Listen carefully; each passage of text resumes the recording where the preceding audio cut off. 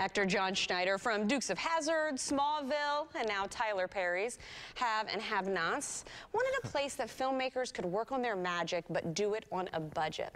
John obviously joining us today to talk more about this film festival that's going on right now in Wesley Chapel. Yes, Wesley Chapel. We're at the Cine Bistro, the Grove 16, beautiful theaters. Yeah, we have this, Alicia and I have a studio in Louisiana, so we make independent films. And we recognize that many film festivals are more centered on making the film festival money rather than making the filmmaker money. So what we do, when you come out to see the movies at the theater at Wesley Chapel, you wind up, part of your ticket price goes to the filmmaker, which sounds like it just makes sense, but that never happens in film festival land. So we're doing our best to make sure that the independent filmmakers can not only make the money back from the one they have now, but they can do it again. It's about repeating the process, making more and more films. Well, I'm curious. I mean, you're known for your love of performing, if you will. And with that said, what was the draw for you to get into filmmaking and support these independent films? Well, I actually wrote and directed the last episode of Dukes of Hazzard. So I thought that that's what I was, which is why it was the last episode. Oh, stop. I thought that's what I was going to be doing from that point forward. And music happened, and a lot of distractions happened in my life that were good. But before Dukes, I was a guy with a little Super 8 camera making movies and cutting them together on a shag carpet. And I felt more like a filmmaker then than I ever did during Dukes and the years after, until I turned 50. And once I turned 50, it was like something in my mind said, hey, remember, you're a storyteller, you're a filmmaker, get back into that business. So that's what we've been doing. Alicia and I have made 5 films in the last 2 years. So it's exciting.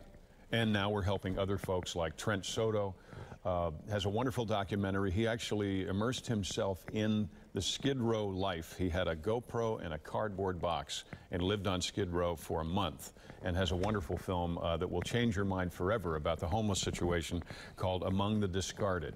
You know, I'm curious because he actually was on our show yesterday. Oh, terrific. Oh, he's great. Yes, absolutely fabulous, and love the message behind his film. And with your work in charity and the things that you've done in your past, that's got to be even more rewarding, not just helping the filmmaker, but also being a part of films that have a message to them as well. Well, yeah, and they're not necessarily comfortable messages. Yeah. I mean, we've got films, these are not like feel good, oh, wonderful, let's take the kids to go see the movie. No. These are like the trailer you saw for Inadmissible. Inadmissible is a very hard-hitting crime drama where bad things happen to good people and terrible things, thankfully, happen to bad people. So these are the things that we make films about. They're notions that we see all the way through. In an independent film, it's one man or woman's passion that is seen all the way through, their individual truth that comes out on screen. Not a collective truth, not a corporate truth, not a Hollywood polished truth. It's oftentimes very thought-provoking and sometimes disturbing. But it's worth looking at. They're really great. They will open your mind, open your eyes, open your heart and soul to new concepts. We have one great one where a terrible crime is committed, and the police come in, completely ignore the man that pulled the trigger, and arrest the assault rifle. And they fight, and we didn't make this film, but it's in the festival. They carry the story goes all the way through the arrest, trial, and conviction of the gun, and they completely ignore the perpetrator, the guilty party. It's called Liberty Waning. It's a look at that perspective that I've never seen before. I'm not sure whether it's silly or brilliant.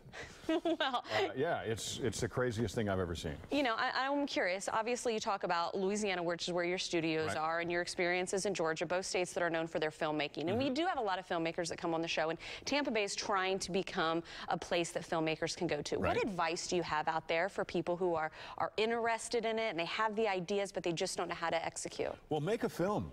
Make a film with your camera. I'm sorry, with your phone. It's got a better camera in it. The camera in your phone right now is better than high-end cameras were 10 years ago. So make a film, edit it on your phone if you want, edit it on something you have on your laptop, and get some experience under your belt. Throw them up on YouTube, throw them up on Vimeo, throw them up somewhere so that people can see them and see if you're any good at it. Everyone thinks they're good at it. It's like everyone thinks they can play better football than the people they're watching. Very good analogy. Until you go out there, right? Everyone thinks they're the greatest poker player in the world until they get in a real poker game. You know, so you can make a movie now and run it by your friends.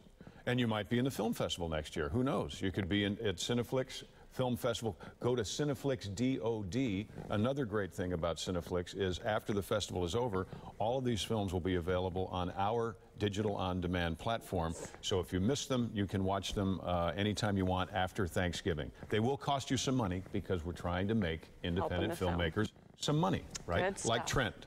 Well, again, thank you so much. You heard the information. There you have it, John. Appreciate your time and best of luck. You're so welcome. Thank you, and congratulations. Thank you.